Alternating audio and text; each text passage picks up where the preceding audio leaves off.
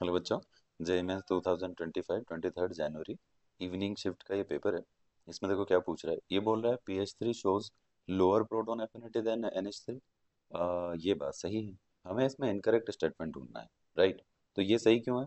क्योंकि नाइट्रोजन का atomic size छोटा होता है, तो इसका जो एफिनिटी है प्रोटॉन डोनेट करने का वो ज़्यादा होता है। प्रोटॉन एफिनिटी मतलब किसी भी इलेक्ट्रॉन डोनेट करके प्रोटॉन को अपनी तरफ खींचना।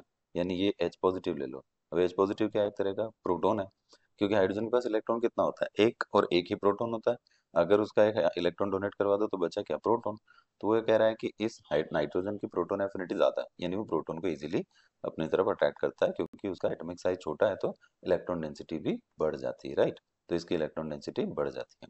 अब आते हैं इधर, PF3 exist but NF5 does not. अब इसका क्या रीजन है?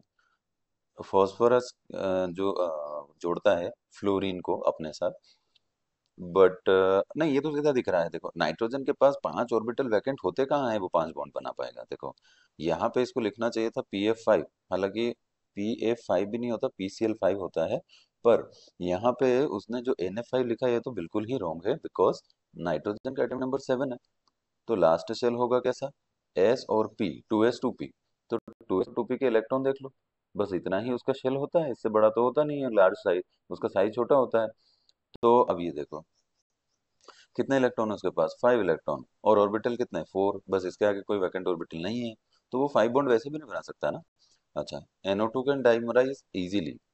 तो NO2 का डाइमर कैसा बनता है वो देख लो। NO2 बनाता है N2O4, राइट। NO2 का डबल कर दो बस, तो देखो कितने नाइट्रोजन आ गए? 2।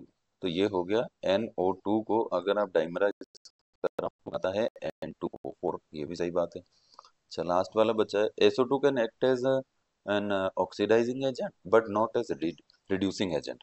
अब देखो यहाँ सिंपल सा पॉइंट है, मिनिमम ऑक्सीडेशन, मिनिमम ऑक्सीडेशन। तो अगर मिनिमम ऑक्सीडेशन नंबर में है तो वो आगे जा करके ऑक्सीडाइज होगा। अगर खुद ऑक्सीडाइज होगा तो दूसरे को रिड्यूस कराएगा। इसका मतलब ये एक अच्छा रिड्यूसिंग एजेंट है। Maximum oxidation, maximum oxidation number, तो वो खुद रिड्यूस होगा तो दूसरे को क्या कराएगा? ऑक्सीडाइज। इसका मतलब वो कौन सा एजेंट है? ऑक्सीडाइजिंग।